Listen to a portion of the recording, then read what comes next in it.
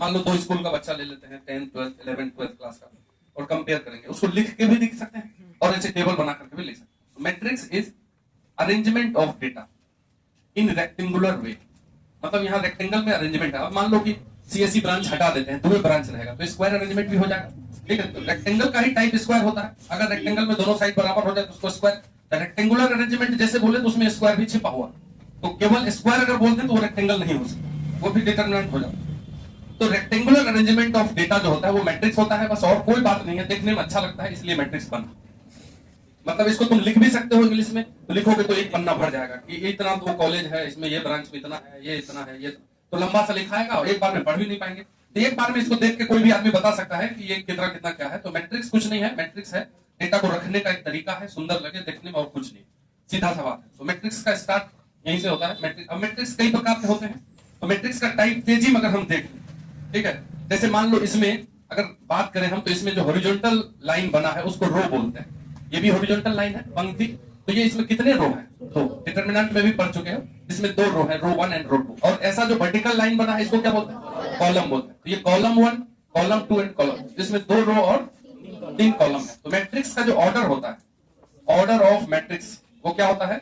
रो cross column. रो का संख्या 2 cross column, 2 cross 3, या फिर इसको बोलेंगे 2/3, ये भी बोल सकते हो। इनटू नहीं करना है, 6 नहीं करना। 2 क्रॉस 3 का मतलब है जो पहला वाला है वो रो की संख्या को बताता है और दूसरा वाला कॉलम की संख्या को बताता है। ठीक है, तो रो क्रॉस कॉलम को क्रॉस करना नहीं कभी भी। जैसे डिटरमिनेंट में क्या बोलते थे? सेकंड ऑर्डर, थर्ड ऑर्डर, इस टाइप का डिटरमिनेंट होता था। मैट्रिक्स में row cross column. Order of matrix कैसे डिफाइन होता है? Row cross column. तो कुछ टाइप्स ऑफ मैट्रिक्स है, उसको तेजी में देखेंगे। टाइप्स ऑफ मैट्रिक्स जरा सा देखते चलेंगे। जो लोग मान लो कि बिल्कुल नहीं पढ़े हैं वो अपना फास्ट में लिखना, बाकी लोग काहे के लिए लिखेंगे? क्वेश्चन जब बनाएंगे तो प्रैक्टिस, क्वेश्चन आ जाएंगे तो उसको प्रैक्टिस करना। ठीक है, तो मैट्रिक्स का जो टाइप होता है, सबसे पहला matrix horizontal matrix. Horizontal matrix, horizontal matrix किसको बोलते हैं? जो हॉरिजॉन्टली लंबा दिखे। हॉरिजॉन्टल मैट्रिक्स जैसे हम थोड़ा सा फोटो बनाते हैं तो 1 2 3 4 5 6 7 8, देखो ये हॉरिजॉन्टली लंबा दिख रहा है, वर्टिकली, तो ये लंबाई में इधर ज्यादा है, ऐसे ऐसे कम है कि नहीं? इसको हॉरिजॉन्टल मैट्रिक्स बोलेंगे। हॉरिजॉन्टल मैट्रिक्स में इसमें रो की संख्या कितना है? 2, कॉलम ज्यादा। तो अगर कॉलम ज्यादा हो रो से तब उसको हॉरिजॉन्टल मैट्रिक्स बोलेंगे। इसमें कॉलम है 4, 1 2 3 4। तो अगर रो की संख्या कॉलम की संख्या से कम हो जाए, तो कॉलम अगर ज्यादा हो जाए तो उसको क्या बोलेंगे? हॉरिजॉन्टल मैट्रिक्स बोलेंगे। ऐसे जनरली कॉलम को रो को mn से दिखाते हैं, ठीक, रो n को कॉलम। ऐसे बुक में अगर बात करोगे तो i j को भी नोट करता है। ठीक है, अगर तुम i से भी रो को दिखाओगे तो चलेगा, j से कॉलम को दिखाओगे तो चलेगा। तो अगर m का संख्या n के संख्या से कम हो जाए, m is less than n, तो कैसा matrix? Horizontal matrix. Horizontal matrix का ही टाइप होता है रो मैट्रिक्स। ठीक, रो मैट्रिक्स एक ऐसा हॉरिजॉन्टल मैट्रिक्स है, इसी के अंदर आता है। रो मैट्रिक्स एक ऐसा हॉरिजॉन्टल मैट्रिक्स है जिसमें सिर्फ रो नहीं, सिर्फ एक रो, कॉलम कितना भी हो जाए। इसमें कितना रो दिख रहा है? 1, कॉलम कितना भी। इसमें कॉलम 4 है, 1 2 3 4, रो तो एक ही है। ठीक, तो if m is equal to 1, m मतलब रो, m किसको बोलेंगे हम? रो को। If m is equal to 1 तब मैट्रिक्स हो जाता है रो मैट्रिक्स। n कुछ भी हो सकता है। तो रो मैट्रिक्स का जो ऑर्डर होता है वो क्या होता है? 1 क्रॉस n, मतलब पहला वाला 1 होना चाहिए, कॉलम कुछ भी हो उससे कोई मतलब नहीं। ये हो गया रो मैट्रिक्स। समझ लेंगे बात को? तो रो मैट्रिक्स किसके अंतर्गत आया? हॉरिजॉन्टल। इसी प्रकार से होता है वर्टिकल मैट्रिक्स। दूसरा matrix vertical matrix. Vertical matrix vertically लंबा दिखता है, जैसे ये लो 1 2 3 4 5 6 7 8, देखो वर्टिकल लंबा दिख रहे थे, तो वर्टिकली वर्टिकल मैट्रिक्स हो गया। इसमें कौन ज्यादा है? रो की कॉलम? रो है 4 को, 1 2 3 4, कॉलम कितना है? 2 को है, यानी कि रो की संख्या कॉलम की संख्या से अधिक हो, उसको क्या बोलेंगे? That is m greater than n, उसको बोलेंगे वर्टिकल। वर्टिकल मैट्रिक्स में तो column matrix. Column matrix, column matrix किसको बोलते हैं? जिसमें एक ही कॉलम और रो कितना भी हो, ये हो गया कॉलम मैट्रिक्स। तो कॉलम मैट्रिक्स का मतलब रो कितना भी हो, कॉलम एक हो जाए, n इक्वल टू 1, इसका ऑर्डर कितना हो जाएगा? रो कितना भी होगा, कॉलम 1 होगा, m क्रॉस 1, इसका ऑर्डर कितना? 1 क्रॉस है। तो हॉरिजॉन्टल मैट्रिक्स के अंदर क्या आया? रो। वर्टिकल मैट्रिक्स अंदर कॉलम मैट्रिक्स। तो बात में 2 मैट्रिक्स है सिंपल भाषा में। अब एक होता है स्क्वायर, एक होता है रेक्टेंगल। ठीक है, तो स्क्वायर मैट्रिक्स जो होता है, अब ये सब जो हॉरिजॉन्टल और ये क्या बोले अभी, वर्टिकल, ये रेक्टेंगुलर मैट्रिक्स के अंतर्गत है, क्योंकि इसमें रो और कॉलम बराबर तो नहीं है, या तो m बड़ा है n से या n बड़ा है m से, तो कैसा मैट्रिक्स हुआ, रेक्टेंगुलर मैट्रिक्स। तो रेक्टेंगुलर मैट्रिक्स के दो टाइप, हॉरिजॉन्टल और वर्टिकल। हॉरिजॉन्टल के अंतर्गत रो, वर्टिकल के अंतर्गत कॉलम। इसी प्रकार से होता है स्क्वायर मैट्रिक्स। स्क्वायर मैट्रिक्स में रो और कॉलम बराबर होता है, m बराबर n, इसको क्या बोलेंगे, स्क्वायर मैट्रिक्स। जैसे मान लो कि ऐसा लिखा हुआ है ABCD, ये हो गया तुमको स्क्वायर, इसका ऑर्डर 2 क्रॉस 2 रो 2 कॉलम। अगर m इक्वल टू n हुआ तो वो हो जाएगा तुमको 1 2 3 4 5 6 7 8 9, ये 3 क्रॉस 3 का मैट्रिक्स है, स्क्वायर मैट्रिक्स। स्क्वायर मैट्रिक्स के अनेक टाइप होते हैं, उसको तुमको देखना है। पहला क्या होता है, डायगोनल मैट्रिक्स। लेकिन बोल रहे हैं थोड़ा सा क्वेश्चन पे आना है, अब जैसे रिवीजन करें कुछ पता ही नहीं। स्क्वायर मैट्रिक्स का जो टाइप होता है इस पे थोड़ा सा ध्यान दे देंगे। पहला होता है डायगोनल मैट्रिक्स। डायगोनल मैट्रिक्स का मतलब होता है कि डायगोनल में एलिमेंट हो, बाकी सब डायगोनल का मेन डायगोनल। जैसे मान लो ये diagonal matrix is type of square matrix, तो रो और कॉलम तो बराबर ही होगा, ये तय है। जैसे 3 क्रॉस 3 का लिखते हैं, यहाँ लिखते थे D1 0 0 0 D2 0 0 0 D3, देखिए ये है मेन डायगोनल, तो डायगोनल में है, बाकी सब जीरो। ये कैसा मैट्रिक्स, तो डायगोनल मैट्रिक्स का एक खास पहचान ये है कि कम से कम एक और रहना चाहिए। जैसे ये दोनों को भी अगर हम जीरो कर दें तो भी डायगोनल मैट्रिक्स, ऐसा नहीं कि तीनों रहना चाहिए कुछ ना कुछ नॉन जीरो, समझ। डायगोनल मैट्रिक्स का क्या कंडीशन है, कम से कम एक एलिमेंट भी नॉन जीरो होना चाहिए, सब जीरो नहीं हो, तो ये डायगोनल मैट्रिक्स ही है। अगर ये भी रहे D1 D2 ये जीरो, ये भी डायगोनल है। अगर यहाँ भी कुछ आ जाए तो ये भी डायगोनल मैट्रिक्स। समझ के बाद ये बात नहीं समझते हैं बच्चे, मतलब D1 D2 D3 देखेगा तो उसको लगेगा डायगोनल है, और दो को जीरो कर देंगे तो लगेगा कुछ और हो गया। ये सब डायगोनल है, तो डायगोनल कंडीशन हुआ, ठीक है। डायगोनल का क्या कंडीशन है, at least one element of main diagonal element should be non zero, ये को कम से कम बचा रहना चाहिए, बाकी दो को जीरो हो जाए चले। तो डायगोनल, डायगोनल के नीचे हो जाता है scalar matrix. Scalar, scalar matrix का मतलब होता है कि डायगोनल में नॉन जीरो तो हो लेकिन सेम हो, ये तीनों एक ही जैसा, तब उसको क्या बोलेंगे, स्केलर मैट्रिक्स, ठीक। जैसे वहां डिफरेंट डिफरेंट, यहाँ पे सब सेम, तब इसको क्या बोलेंगे हम, डायगोनल। स्केलर, स्केलर के बाद आ जाएगा यूनिट मैट्रिक्स।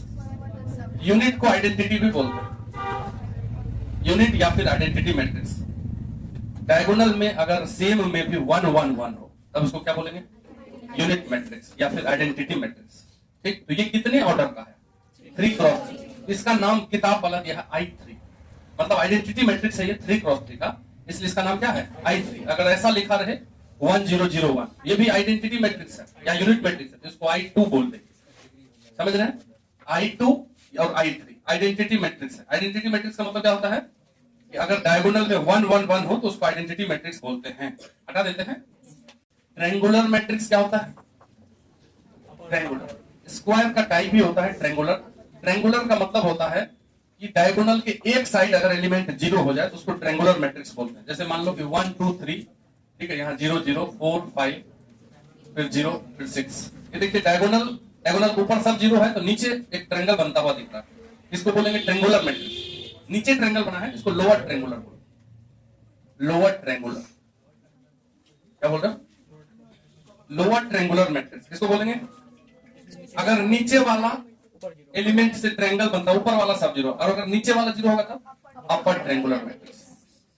जैसे मान लो यहाँ 1 2 3 लिख दिए, इधर जीरो दे दिए तीनों, इधर लिख देते x y z, ये ऊपर ट्रायंगल बन रहा है, अपर ट्रायंगुलर मैट्रिक्स, ठीक। तो ट्रायंगुलर मैट्रिक्स का क्या मतलब है, एक साइड ट्रायंगल बन जाए, लोअर ट्रायंगुलर या फिर अपर ट्रायंगुलर मैट्रिक्स, ठीक है। कोई दिक्कत इसमें कुछ नहीं, इतने टाइप्स है मैट्रिक्स के, इसमें क्या दिक्कत है। अब मैट्रिक्स में क्या क्या ऑपरेशन होता है, तुरंत पहुंच जाएंगे जगह पे, कोई दिक्कत नहीं। देखो मैट्रिक्स, दो मैट्रिक्स अगर है, मान लो ये ABCD है, इक्वल टू कर देते हैं अल्फा बीटा गामा डेल्टा, ठीक ठीक। तो ये अगर मैट्रिक्स है दो, दोनों है बराबर, तो मतलब दो डेटा बराबर है, there is no value of matrix. Matrix का कोई वैल्यू नहीं होता। मैट्रिक्स क्या है, डेटा को रखने के लिए एक तरीका है, बस डेटा अच्छा लगता है इसलिए वो डिब्बा। मैट्रिक्स का जेई वगैरह में ऐसा भी नोटेशन देगा, ब्रैकेट, ठीक है, तो वो भी समझना, स्मॉल ब्रैकेट या कैपिटल ब्रैकेट, दोनों तरीके से मैट्रिक्स को नोट होता है। तो मैट्रिक्स अगर दो बराबर है तो कौन बराबर है, डेटा। मान लो 2 स्कूल है, दोनों का डेटा बराबर करना है, कैसे बराबर करोगे, संख्या से नहीं, विद्यार्थी संख्या बराबर करेंगे तो बराबर होगा स्कूल। तो अगर मान लो ये दो डेटा बराबर है तो ये जो पहला है, जैसे ये IIT कॉलेज है वो भी है, तो इसमें ये मान लेते हैं कि सीएससी का बच्चा है, तो सीएससी का बच्चा इस कॉलेज का सेम होना चाहिए, ए इक्वल टू अल्फा। मतलब दो मैट्रिक्स तब बराबर होते हैं जब करस्पॉन्डिंग एलिमेंट बराबर होते हैं, पहला के बराबर, दूसरा वाला अपने अपने पोजीशन में, फिर ये सी किसके बराबर और डी बराबर है। आमने सामने अगर सेम होगा तब हम मैट्रिक्स को बोलेंगे इक्वल मैट्रिक्स, अदरवाइज नहीं बोलेंगे। वैल्यू नहीं निकाल देंगे। डिटरमिनेंट में कैसे बराबर होता है, वैल्यू बराबर होता है, इसका वैल्यू निकाल देते हैं, उसका वैल्यू निकाल देते हैं, बराबर कर देते हैं, तो डिटरमिनेंट हो जाएगा। मैट्रिक्स में सामने सामने अगर मान लो कि मैट्रिक्स को जोड़ना है, ये A B C D plus alpha beta gamma delta, तो स्कूल के बच्चे को मिलाना है तो नाइन्थ को नाइन्थ में मिलाएंगे, टेंथ को टेंथ में मिलाएंगे, उल्टा पुल्टा थोड़ी कर देंगे। तो इसी प्रकार से अगर इस दोनों डेटा को मिलाना है तो पहला को पहला से जोड़ेंगे, A plus alpha, C plus gamma, B plus beta and D plus. आमने सामने को जोड़ देना, घटाना भी होगा तो आमने सामने, खाली गुना करना में नहीं होता है। मल्टीप्लाई करने मैट्रिक्स में जो पूछेगा तो ठीक है, तो उसमें ऐसा नहीं कि सामने सामने मल्टीप्लाई कर दे, ऐसा होता है जोड़ने में, ऐसा होता है। ठीक है, तो आमने सामने अगर प्लस करना है तो आमने सामने, जोड़ना है तो आमने सामने। अगर मान लो किसी मैट्रिक्स में माइनस इंटू करेंगे, ये लो A B C D minus into, तो सब में minus into, minus A minus B minus, जबकि डिटरमिनेंट में ऐसा नहीं होता था, किसी एक रो या किसी एक कॉलम में होता था। क्यों? अगर किसी मैट्रिक्स के डेटा को डबल करना है तो सब क्लास को डबल कर देंगे, तो 2 जाके चारों में इंटू हो जाएगा, 2a 2b 2c 2d। ये हो गया सिंपल मैट्रिक्स का एडिशन। मैट्रिक्स को कंपेयर कैसे करते हैं, मेन बात है कि मैट्रिक्स का मल्टीप्लिकेशन देखना है। हटा देते हैं। डिटरमिनेंट में कोडिंग बताए थे, नहीं बताए थे कोडिंग। अगर 2 क्रॉस 2 का मैट्रिक्स है तो 2 क्रॉस 2 का मैट्रिक्स है तो ए ऐसे लिख दिए, ये होता है यहाँ पे 11 12 21 20, ये सब जानते हैं। ये जो 1 2 लिखा है इसका क्या मतलब होता है, पहला रो में है और दूसरा कॉलम में 1 2, तो ये हो गया दोनों पहला रो में है तो 1 शुरू में 1, ये दोनों दूसरा रो में है तो शुरू में। ये बात समझते हैं? तो ये जो A12 है और A21 है, इसमें क्या हुआ, इधर उधर हो गया रो कॉलम, इसको बोलते हैं कॉन्जुगेट एलिमेंट। ये आपस में एक दूसरे का कॉन्जुगेट होता है, कॉन्जुगेट एलिमेंट ईच अदर। ठीक है, A21 एंड 12 A12 क्या कहलाता है, दोनों एक दूसरे का कॉन्जुगेट एलिमेंट। अगर हम मैट्रिक्स की बात करें, कोई भी मैट्रिक्स है, तो जो आईआईटी वाला पूछता है ट्रेस ऑफ मैट्रिक्स, किसी मैट्रिक्स का ट्रेस, उसको TR of A is matrix. Matrix को कैपिटल लेटर से नोट करते हैं। जैसे ये मैट्रिक्स है तो उसका नाम दे देगा ए बराबर बी बराबर, ऐसा मैट्रिक्स है। तो अगर ट्रेस ऑफ ऐसा लिखा हुआ है इसका क्या मतलब हो, trace of A matrix A matrix का ट्रेस। जैसे कोई भी मैट्रिक्स है 1 2 3 4 5 6 7 8 9, इस मैट्रिक्स का ट्रेस होगा इसके डायगोनल एलिमेंट का सम। ये अगर ए मैट्रिक्स है, इस मैट्रिक्स का ट्रेस क्या कहलाता है, डायगोनल एलिमेंट को जोड़ दीजिए, वो ट्रेस कहलाता है, ऑब्जेक्टिव। ठीक है, मान लो ट्रेस ही नहीं पड़े, सामने आ गया ट्रेस, कुछ नहीं होता है। ट्रेस क्या होता है, डायगोनल जोड़ दीजिए, वही ट्रेस होता है। जानकारी में होना चाहिए ट्रेस, समझ लीजिए बात। ठीक है, लिखिए if A matrix equal to, if A matrix equal to minus 1 2 3 4, B matrix equal to 3 minus 2 1 5। ये जो क्वेश्चन रिवीजन में करेंगे वो क्वेश्चन होगा तुमको आने वाला है, इसलिए उसको हम बोर्ड पे करेंगे। ठीक है, तो वही वाला क्वेश्चन एज इट इज आ जाएगा, फिर बाद में नहीं बोलना कि नहीं देख रहे, है ना। क्योंकि आया हुआ क्वेश्चन को हम देख रहे थे, उसको उठा के देंगे। तो find A matrix X such that, बच्चा वाला है बिहार बोर्ड में, such that, ठीक है, 2A plus B plus X equal to 0। ठीक है, X मैट्रिक्स निकालना है, ए भी दिया है, ए की जगह ए रख दो, बी की जगह बी रख दो, X निकाल दो। ठीक है, क्या करोगे, हमारे पास दिया हुआ है 2A plus B plus X। ठीक है, बोलो, तो X इक्वल टू निकालना है तो बाकी उधर कर लो, minus 2A minus B, X equal to minus 2A की जगह A रख दीजिए, लंबा लंबा बनाएंगे एकदम जितना खींच सकते। अब माइनस बी, बी की जगह रख दो 3 माइनस 2 1। अब X इक्वल टू लिखते चले जाएंगे, माइनस 2 को अंदर इंटू करेंगे, माइनस 2 इंटू माइनस 1, फिर माइनस 2 इंटू 2, माइनस 2 इंटू 3। चलिए सबको अलग कर दो। इस माइनस को अगर नहीं करना है तो माइनस ही रहने दीजिए, 3 minus 2 1 minus 5 1 5। X equal to, अब दो मैट्रिक्स माइनस हो रहा था, आमने सामने minus 2 minus 3 minus 1 minus 4 minus minus 2, तो प्लस 2 हो जाएगा, माइनस 2। ये सब गलती ना कर देना। Minus 6 minus 1 minus 7 minus 8 minus 5 minus, निकल गया X। ठीक, तो ये 2 नंबर में आएगा।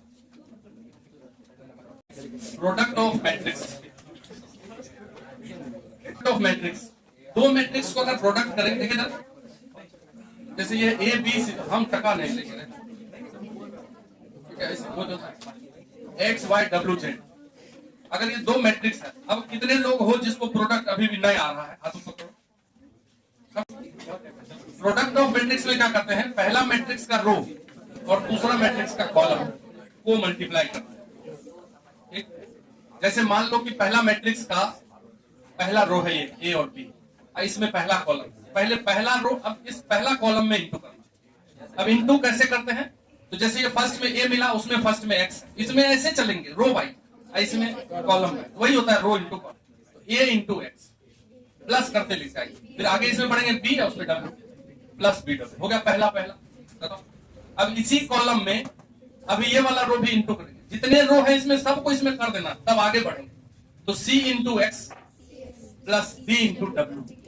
अब ये दोनों रो जो है इसमें हो गया मल्टीप्लाई, तो इसका काम खत्म। अब इसमें आएंगे तो फिर वही काम करेंगे, ए वाई, इसमें बढ़ेंगे आगे, उसमें नीचे डी जेड और सी वाई प्लस डी जेड, ठीक। तो ये कई मैट्रिक्स को मल्टीप्लाई कैसे करेंगे, रो कॉलम, इसमें जितने रो हैं सबको इस कॉलम से कर दिया, फिर दूसरे वाले से कर दिया। मैट्रिक्स प्रोडक्ट में ये किस ऑर्डर का है, 2x2 का मैट्रिक्स, ये भी 2x2, तो जो रिजल्ट होता है आंसर, उसमें ये दोनों हट जाता है, तो 2x2 का रिजल्ट मैट्रिक्स आया। जैसे मान लो कि कोई मैट्रिक्स है 2x3 का, इसमें जो मैट्रिक्स का प्रोडक्ट होगा उसमें शुरू में 3 होना चाहिए, जैसे मान लो 3x3 लिख दिया, ये दोनों मैट्रिक्स को इंटू करेंगे तो 3 हटेगा, और जो रिजल्ट होगा उसका क्या ऑर्डर होगा, 2x3।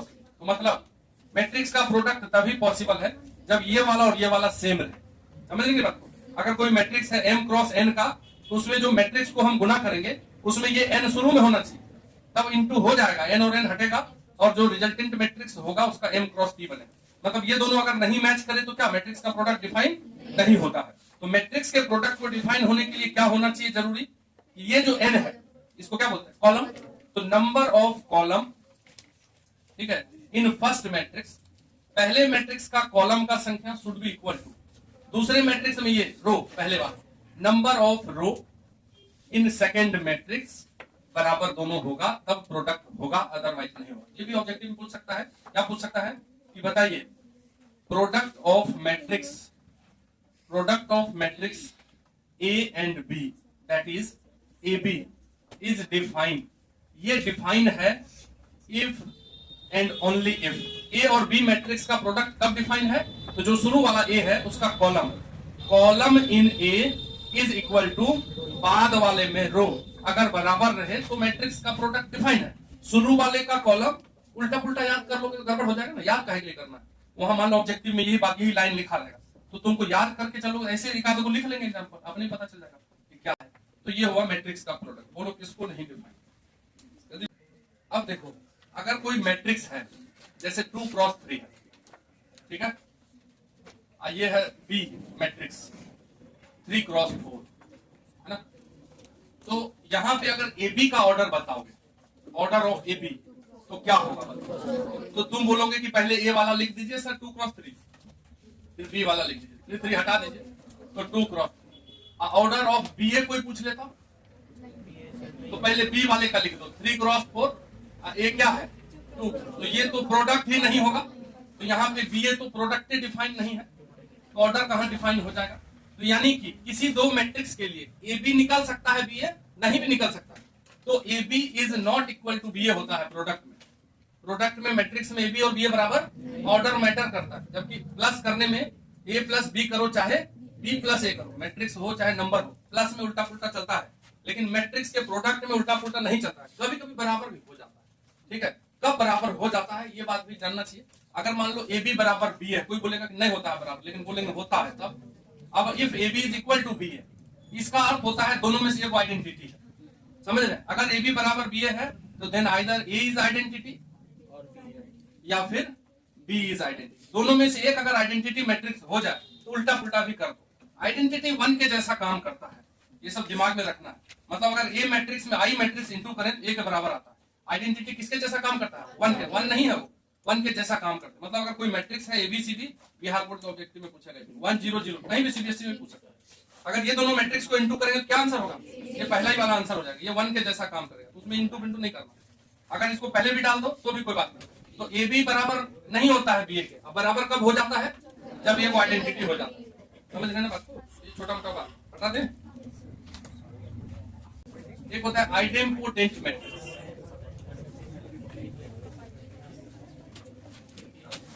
ठीक, नाम खाली पता होना चाहिए। अगर किसी मैट्रिक्स का स्क्वायर खुद के बराबर हो जाए तो then A is called idempotent. नाम है भाई, ठीक है, इंपॉर्टेंट नहीं, आइडेम्पोटेंट। ठीक है, आइडेम्पोटेंट किसको बोलते हैं? अगर किसी मैट्रिक्स का स्क्वायर करने पर नहीं बदले तो उसको क्या बोलते हैं? आइडेम्पोटेंट। ये खाली जानकारी में रहना चाहिए। अगर कहीं आ गया सीबीएसई बोर्ड वाले को एक नंबर में, तो तुमको नाम ही नहीं पता रहेगा, क्या लिखोगे वहां? ठीक है, तो ध्यान रखना इसको, नाम पता होगा। ठीक है, उसके बाद होता है नीलपोटेंट। नीलपोटेंट नाम नहीं पता रहता है, और अगर पेपर में कहीं लिखा हुआ आ गया, नाम ही जानना, बस उसका एक लाइन का डेफिनेशन है, कुछ नहीं है कि बड़ा बड़ा कॉन्सेप्ट है, कुछ नहीं, तो नाम पता होना चाहिए। नीलपोटेंट क्या होता है? ये सब स्क्वायर मैट्रिक्स के टाइप है। आइडेम्पोटेंट हो चाहे नीलपोटेंट है, तो रेक्टेंगुलर नहीं है, ये सब स्क्वायर मैट्रिक्स के अंदर आता है। स्क्वायर ही मैट्रिक्स आइडेम्पोटेंट या फिर नीलपोटेंट होता है। तो नीलपोटेंट मैट्रिक्स किसको बोलते हैं? A square matrix, A square matrix is called nilpotent. एक स्क्वायर मैट्रिक्स नीलपोटेंट हो जाता है ऑफ इंडेक्स पी। पूछेगा कि एक मैट्रिक्स है, उसका नीलपोटेंसी का इंडेक्स कितना, ये पूछ लेगा, नहीं बता पाएंगे। ठीक है, तो a square matrix is called nilpotent matrix of index P, of index P if A to the power P is equal to 0। ये 0 क्या है? 0 इज नल मैट्रिक्स। ठीक है, ये 0 नहीं होता, क्योंकि देखो ए एक मैट्रिक्स है और उसमें कितना भी पावर देंगे तो मैट्रिक्स ही रह जाएगा, नंबर के बराबर नहीं कर सकते हैं। मैट्रिक्स को नंबर के बराबर मैट्रिक्स है, तो ये जो 0 लिखा हुआ क्या है? मैट्रिक्स है। नल मैट्रिक्स या फिर 0 मैट्रिक्स। नल मैट्रिक्स किसको बोलते हैं? अगर कोई मैट्रिक्स का सभी एलिमेंट 0 हो तो उसको क्या बोलते हैं? Null matrix. सभी एलिमेंट अगर किसी मैट्रिक्स का 0 हो तो उसको नल मैट्रिक्स या फिर 0 मैट्रिक्स। अगर किसी मैट्रिक्स पे कोई पावर देने पे वो नल मैट्रिक्स में तब्दील हो जाए, तब हम उसको बोलते हैं नीलपोटेंट मैट्रिक्स। लेकिन कंडीशन ये है साथ साथ, जैसे ए एक मैट्रिक्स है, उस पे पावर 3 किए तो 0 मैट्रिक्स आ गया, उसके एक पहले वाला पावर पे नॉन 0 होना चाहिए, मतलब ए स्क्वायर नॉन 0 मैट्रिक्स होना चाहिए, नल मैट्रिक्स नहीं होना चाहिए। तो अगर ए पे पावर पी 0 मैट्रिक्स आ रहा है और p माइनस 1 पावर पे 0 मैट्रिक्स नहीं आ रहा है, तब वो नीलपोटेंट मैट्रिक्स कहलाता है। जैसे किसी में अभी लिख लो, इसको क्वेश्चन करते हैं, लेकिन नीलपोटेंट, हाँ, ये दोनों सेटिस्फाई होना चाहिए। ए का पावर 10 अगर 0 आ गया और नॉट पे 0 नहीं आ रहा है, तो नीलपोटेंट मैट्रिक्स का कितना इंडेक्स का? 10 इंडेक्स है। समझ रहे बात? if a equal to a b, जो क्वेश्चन हम लिखेंगे बोर्ड पे वो अति महत्वपूर्ण नहीं लिखेंगे, इसलिए उन क्वेश्चन को इग्नोर नहीं करना है। डायरेक्ट दिखेगा वो डेटा, तब तुमको याद आ जाएगा उस समय। ठीक है, इसलिए बोल रहे हैं बार बार, ए बी ए स्क्वायर नहीं बी स्क्वायर, बी स्क्वायर, ए को बी बना दो ना, क्या दिक्कत है, इतना टेंशन क्या है? माइनस ए स्क्वायर माइनस ए, ये एक मैट्रिक्स है। ठीक है, बिहार बोर्ड में पूछेगा फाइंड मैट्रिक्स ए स्क्वायर, सीबीएसई में पूछेगा find index of nilpotency, same question है। क्या पूछेगा? इस मैट्रिक्स के लिए ए स्क्वायर बताइए, या इसी क्वेश्चन को बताएगा इस ए मैट्रिक्स के लिए इंडेक्स बताइए नीलपोटेंसी का। दोनों सेम ही बात है, कुल मिलाकर पहले ए स्क्वायर निकालो तुम, तब बता सीधा यही मैट्रिक्स लिखा रहेगा, और ए स्क्वायर पूछेगा तो आंसर अभी याद होना चाहिए, नल मैट्रिक्स आता है। अभी हम करके दिखा देते हैं। ए स्क्वायर का मतलब ए इंटू ए, तो ए लिख दो A B minus A square B square minus A. क्यों याद करने बोल रहे हैं? मान लो उस समय इंटू करने में एक आध मिस्टेक हो गया, तो आंसर क्या लिखना है? Null matrix. ठीक है, A B B square minus A square minus A, इसको इंटू कर दो, तो इंटू करते हैं तो पहला कॉलम ये फिक्स हो गया, ये है फर्स्ट कॉलम, इसमें पहला रो इंटू करेंगे तो A B into A B क्या होगा? A square B. फिर यहाँ आओ बी स्क्वायर, इसमें आगे बढ़ेंगे उसमें नीचे जाएंगे क्या मिलेगा? माइनस ए स्क्वायर, दोनों मिला करके माइनस ए स्क्वायर, पहला 0। अब इस कॉलम को उसी रो में इंटू करेंगे, तो माइनस ए स्क्वायर और A B minus A cube B minus A B minus A square minus minus plus A cube B, बोलो। फिर दूसरा मांगे तो A B into B square कितना, ए बी क्यूब, फिर B square into minus A B cube, फिर ये दूसरा रो उसमें इंटू करेंगे minus A square B square, और ये minus A B plus A square B. देखिए सब कट रहा है कि नहीं, तो कुल मिला के चारों पोजीशन पे जीरो। ये क्या आ गया, नल मैट्रिक्स। तो यहाँ पे अगर पहला क्वेश्चन है ए स्क्वायर निकालना, तो आंसर हो गया। दूसरा क्वेश्चन क्या है, इंडेक्स ऑफ नीलपोटेंसी निकालना। तो हम बोलेंगे देखिए यहाँ पे ए स्क्वायर आ गया जीरो मैट्रिक्स, लेकिन ए पे पावर 1 तो नॉन जीरो मैट्रिक्स दिया हुआ ही है। इसका मतलब इंडेक्स कितना निकला, 2 नहीं निकला, ये 2। ए पे पावर पी अगर जीरो हो और ए पे पावर पी माइनस पी 1 अगर नॉन जीरो हो तो उस मैट्रिक्स को बोलते हैं नीलपोटेंट मैट्रिक्स, इंडेक्स 2। समझ रहे हैं? तो ए स्क्वायर निकाल दिए, जीरो हो गया, और ए पे पावर 1 तो दिया ही हुआ है ना नॉन जीरो, कहां दिया है जीरो, तो इसलिए ये दोनों क्वेश्चन पूछा जा सकता है।